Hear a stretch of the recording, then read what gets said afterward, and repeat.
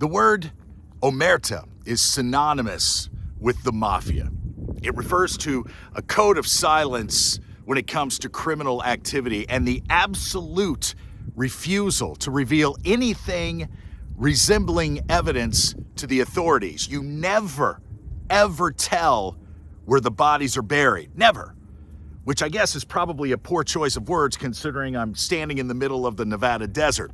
I'm Todd Newton, the tattooed traveler. Have you always been fascinated with the mob?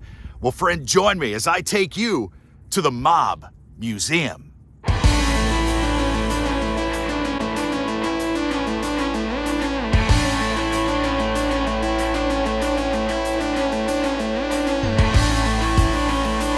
The Mob Museum is in downtown Las Vegas, 300 Stewart Avenue, an old post office and courthouse that now holds 3 floors worth of fascinating artifacts and compelling Vegas history. These are the stories of young men, immigrants mainly, who came to America in search of a better life, and through racketeering, illegal gambling, prostitution, and the running of booze, amassed great fortunes and, in some cases, great fame.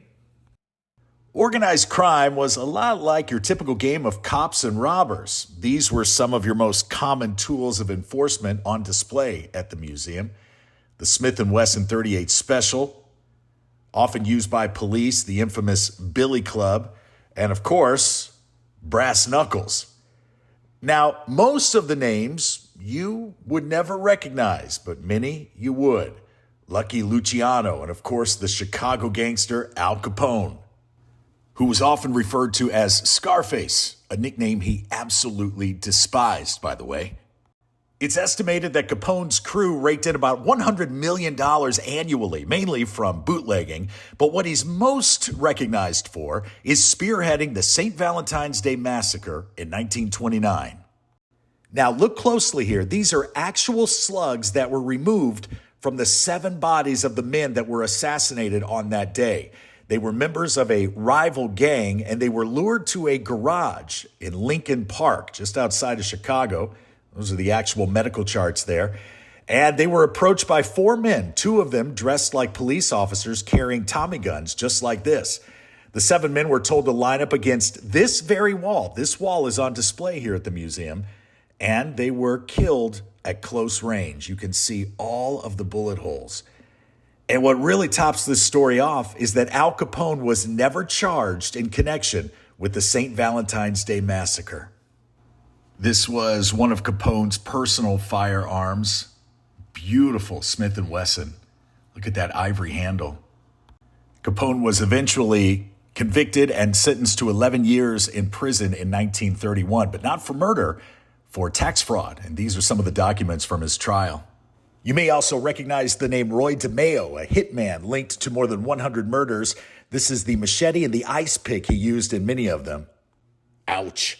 Many gangsters, especially those in the lower ranks, often found themselves behind bars, and these actual shanks were all they had to protect themselves from rival gangs. But on the outside, mobsters were at least as well armed as the men who were trying to take them down. What you see here is standard issue police weaponry used by law enforcement officials and prohibition agents like Elliot Ness and the Untouchables, a group of honorable men who never made more than $3,000 a year, but were impervious to bribes. A boyhood friend of Al Capone who made quite a name for himself here in Las Vegas was Ben Siegel, better known as Bugsy. He got the nickname Bugsy because of his quick and violent temper. Many said he was crazy as a bedbug. He and his associates used their considerable influence to take over the project that would eventually become the Flamingo Casino, named after Siegel's girlfriend. Flamingo was her nickname because of her long legs and red hair. Here's an invitation to the grand opening, which was a flop due to the weather. But when the sun was shining, Bugsy wore these shades, an actual pair of the gangster's sunglasses. The casino was losing a lot of money and closed its doors just 2 weeks after that failed opening. But in March of 1947, Bugsy Siegel had the fabulous Flamingo back in business. These are actual items from that star-studded opening weekend, and that pistol belonged to gangster Mo Sedway, Now, many gangsters felt Bugsy was skimming off the top, and in June of 1947, he was found dead, shot through the eye while reading a newspaper in his girlfriend's Beverly Hills mansion. The crime remains unsolved. You may be wondering if organized crime is still present in today's society, and the answer is yes, and in some surprising new arenas like illegal wildlife trafficking and the sale of counterfeit merchandise. Can you tell which of these two Louis Vuitton purses is real and which is fake? What about these Nike high tops? No, neither could I. Rolex wristwatches? The correct answer may surprise you, and you just have to visit the museum to see which is which. Tickets are available online, and they start at $29.95. There's a lot to do here, a lot to see. This was one of my favorite exhibits, actually. A costume worn by James Gandolfini as Tony Soprano in Season 5 of The Sopranos. And if you're a fan of HBO's Boardwalk Empire, Steve Buscemi wore this outfit as Nucky Thompson. And here is a signed script from the movie Casino. You see Martin Scorsese's autograph, Sharon Stone up in the upper right-hand corner, Joe Pesci, I believe. You'll definitely want to hit the gift shop so you can pick up a forget about a t-shirt.